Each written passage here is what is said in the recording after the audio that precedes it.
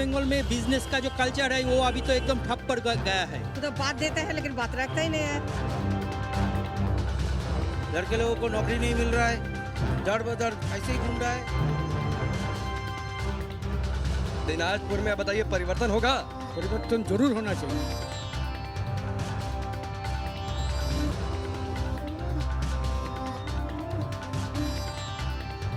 पश्चिम बंगाल के चुनावी सफर पर आप पहुंचे हैं दक्षिणी दिनाजपुर। दक्षिणी दिनाजपुर का अपना एक इतिहास है। स्वतंत्रता के पहले सिर्फ एक जिला था, दिनाजपुर। स्वतंत्रता के बाद जब हिंदुस्तान का विभाजन हुआ तो दो हिस्सों में दिनाजपुर बढ़ गया, ईस्ट दिनाजपुर और वेस्ट दिनाजपुर। ईस्ट दिनाजपुर पाकिस्तान में चला गया, पाकिस्तान के पूर्वी हिस्से में, जो कि अब बांग्लादेश का हिस्सा है, यानी बांग्लादेश में है। वेस्ट दिनाजपुर हिंदुस्तान में रहा और समय बदलने के साथ वेस्ट दिनाजपुर भी दो हिस्सों में बढ़ गया, नॉर्थ दिनाजपुर और साउथ दिनाजपुर। दक्षिणी दिनाजपुर में कुल 6 विधानसभा की सीटें हैं और अगर राजनीतिक समीकरण की हम बातचीत करते हैं तो इन 6 विधानसभा सीटों में से एक भी सीट पर भारतीय जनता पार्टी फिलहाल जीत नहीं पाई पिछले चुनाव में। इस चुनाव में क्या परिवर्तन होगा, क्योंकि भारतीय जनता पार्टी के तमाम बड़े नेता लगातार ये दावा कर रहे हैं कि परिवर्तन होगा। हम इस शहर में लोगों से बातचीत करेंगे, जानने की कोशिश करेंगे, उनके चुनावी मूड को समझने की कोशिश करेंगे। फिलहाल हम मौजूद है बालूर घाट में, जो कि डिस्ट्रिक्ट टाउन है। यह भी एक दिलचस्प बात है कि दिनाजपुर नाम से कोई जगह एग्जिस्ट नहीं करती है, दक्षिणी दिनाजपुर में भी, और साथ ही जब आप नॉर्थ दिनाजपुर में जाएंगे तब भी नहीं। जो मेन जिला, जो शहर है, वो बालूर घाट के नाम से जाना जाता है। चलते हैं बालूर घाट में और लोगों से बातचीत कर उनके चुनावी मूड को समझने की कोशिश करते हैं।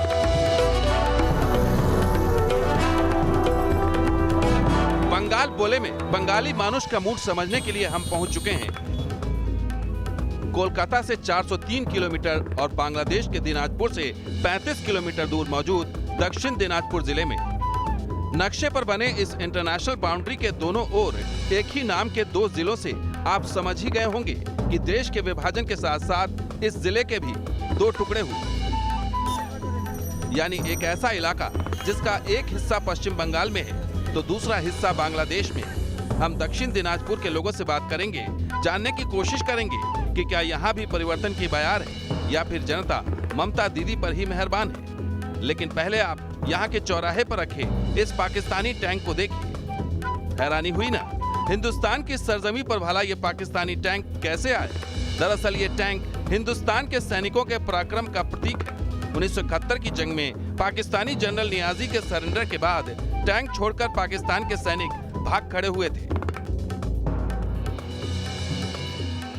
दक्षिणी दिनाजपुर में आप जैसे ही प्रवेश करेंगे, जो मुख्य डिस्ट्रिक्ट टाउन है जिसे बालूर घाट के नाम से जाना जाता है, तो ये टैंक आपका स्वागत करेगा।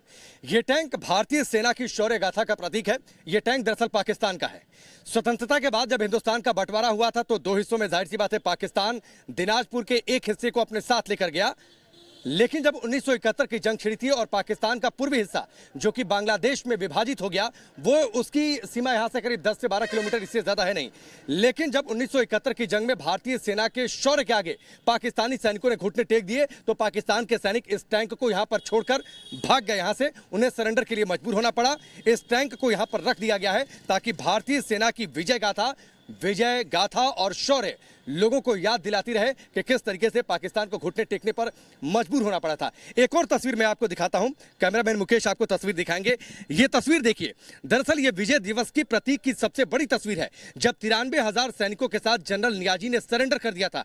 बीच में सरेंडर के पेपर पर दस्तखत करते हुए थे जैकब को। तब सैम मानेकशॉ ने जिम्मेदारी ये दी थी कि वो सरेंडर करवाए पाकिस्तानी सेना को, और तब ये कामयाबी मिली थी। ये तस्वीर है भारतीय सेना की शौर्य की। यहाँ पर हमारे साथ एक लोकल रेजिडेंट है, प्रद्युत जी, मैं उनसे बातचीत करूंगा। प्रद्युत जी, ये टैंक 1971 में पाकिस्तान की सेना यहाँ पर छोड़कर चली गई थी। ये सन 71 में ही जब पाकिस्तानियों ने ज़बरदस्ती दखल करने के लिए ये अंदर घुसाए थे, तब इंडियन आर्मी ने उनको जो खदेड़ा और तब वो लोग ये टैंक छोड़ के भाग गया। और इंडियन आर्मी ने यहाँ का लोगों के पास से जो सहायता मिली है इंडियन आर्मी को, तो उसी के स्थिति के लिए ये टैंक इंडियन आर्मी ने यहाँ पे रखे गए। भारतीय सेना को यहाँ के जो लोकल लोग थे उन्होंने सहयोग दिया था कि वो पाकिस्तान के खिलाफ अपने ऑपरेशन को तेज करें। यस, इसी के लिए ये टैंक बालूरघाट वासियों की स्थिति के लिए रखा गया है। दक्षिण दिनाजपुर का इतिहास तो आपने समझ लिया, लेकिन बंगाल की ममता सरकार के लिए क्या भविष्य तय करती है वो आप जानना चाहते होंगे। हम साउथ दिनाजपुर की जनता का मूड दिखाने से पहले आपको यहाँ का सियासी गणित जल्दी से बता देते हैं। जिले में हिंदू 73.55% है, जबकि मुसलमानों की आबादी 24.63%। 2016 के विधानसभा चुनाव में जिले की 6 विधानसभा सीटों में टीएमसी को 2, आरएसपी को 2, कांग्रेस और सीपीएम को 1-1 सीट पर जीत मिली थी। विधानसभा चुनाव में जिले में भले ही बीजेपी का खाता नहीं खुल पाया, लेकिन 2019 लोकसभा चुनाव में जिले की एकमात्र बेलूर घाट लोकसभा सीट से बीजेपी को जीत मिली। दक्षिणी दिनाजपुर में हम मौजूद हैं। दक्षिणी दिनाजपुर में बालूरघाट की ये मार्केट है, मेन डिस्ट्रिक्ट ये टाउन है। लेकिन यहाँ के लोगों का चुनावी मूड क्या है, लोग क्या सोचते हैं आने वाले चुनाव पर, लोगों के मुद्दे क्या रहने वाले हैं, क्या सोचकर वो मतदान करेंगे। भारतीय जनता पार्टी की ओर से बार बार परिवर्तन की बात थी, जिसे नकार रही है ममता बनर्जी। लेकिन लोग क्या सोच रहे हैं? आपका नाम क्या हुआ? मेरा नाम रणबीर बनिक है, शुभ नाम। क्या करते हैं आप? मैं एक बिजनेसमैन हूँ। बिजनेसमैन है। तो बिजनेस बालूरघाट में ठीक चलता है कोरोना के बाद? देखिए, बालूरघाट तो हमारा प्रांतिक टाउन है। हाँ, आप और हम जहाँ पे खड़ा हुआ है वहाँ पे 4 किलोमीटर का अंदर इंटरनेशनल बॉर्डर है। ये इंडिया में कोई भी डिस्ट्रिक्ट हेडक्वार्टर का नहीं है, एकमात्र बालूरघाट का है। लेकिन क्या है कि वेस्ट बंगाल में बिजनेस का जो कल्चर है वो अभी तो एकदम ठप पड़ गया है, क्योंकि हम लोगों ने देखा है कि बाम के जमाने क्यों ठप पड़ गया? ममता बनर्जी का शासनकाल, कहती हैं सब कुछ बढ़िया है, परिवर्तन नहीं हो सकता है राज्य की सत्ता में। आपको क्या लगता है, परिवर्तन होना चाहिए कि नहीं? जरूर होना चाहिए परिवर्तन। क्यों होना चाहिए? क्यों होना चाहिए? परिवर्तन होने से इंडस्ट्री आएगा।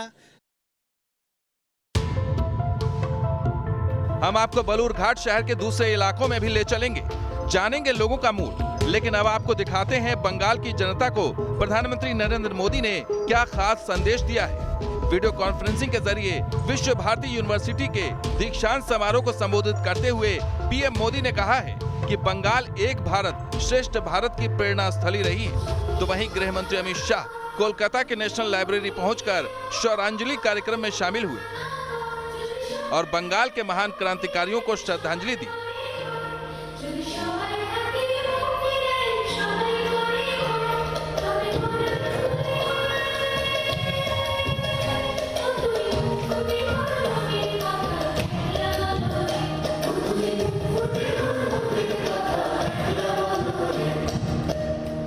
बंगाल ने अतीत में भारत के समृद्ध ज्ञान विज्ञान को आगे बढ़ाने में देश को नेतृत्व दिया और ये गौरवपूर्ण बात है।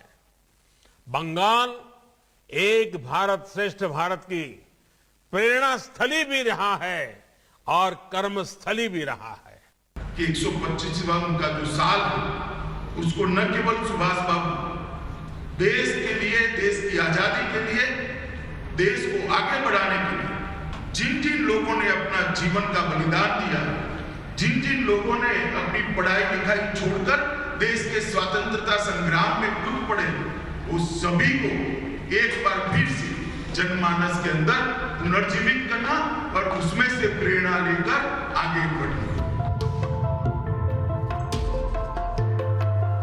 देश के गृह मंत्री अमित शाह हर महीने बंगाल आ रहे हैं, लोगों से मिल रहे हैं। तो वहीं आने वाले दिनों में पीएम मोदी की भी यहां तूफानी रैली होने वाली है।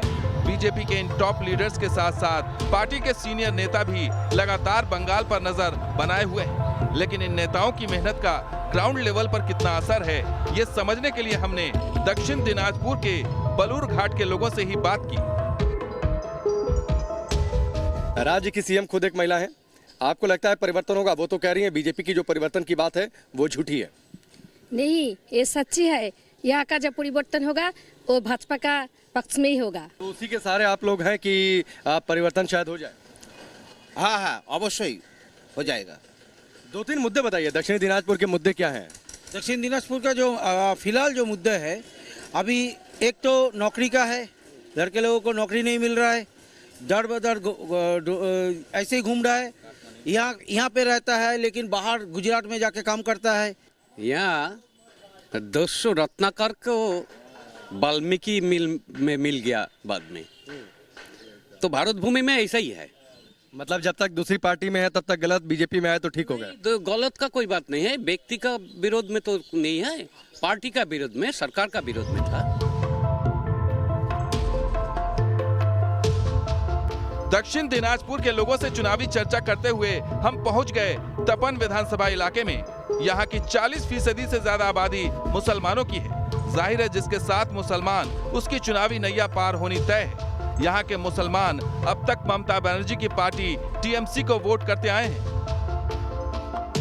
2016 विधानसभा चुनाव में 53 सीट से टीएमसी को जीत मिली थी। जाहिर है टीएमसी को मिली इस जीत में मुसलमानों का वोट काफी अहम था। लेकिन क्या इस बार भी मुसलमान ममता के साथ खड़े हैं या फिर मोदी या ओवैसी पर उन्हें भरोसा है? सीधा ये सवाल हमने तपन की जनता से पूछा। ओवैसी का नाम आप लोगों ने सुना होगा, ओवैसी का नाम सुना होगा आप लोगों ने। वो भी यहाँ पर आ रहे हैं, वो भी वोट मतलब अपने प्रत्याशी उतार रहे हैं। तो आप लोग उनकी ओर जाएंगे कि बीजेपी की ओर जाएंगे? हम बीजेपी की तरफ जाएंगे। वो राजनीति करता है मुस्लिम के लिए, मुस्लिम के लिए। पश्चिम भारतवर्ष में ऐसा राजनीति नहीं होता है। आप लोग बड़ी बातें बोल रहे हैं। दादा आप बताइए, आपको लगता है कि धर्म पर राजनीति हो रही है, इसका फायदा कौन उठाने की कोशिश कर रहा है, टीएमसी या बीजेपी? टीएमसी। दक्षिण दिनाजपुर के लोगों का जो मूड समझ में आया, उससे तो यही लगता है कि इस बार ममता बनर्जी के लिए चुनौती कड़ी है। तो वहीं बीजेपी को ममता सरकार की एंटी इनकम्बेंसी का फायदा मिल सकता है। दक्षिण दिनाजपुर से राकेश पांडे के साथ टीम न्यूज़ नेशन।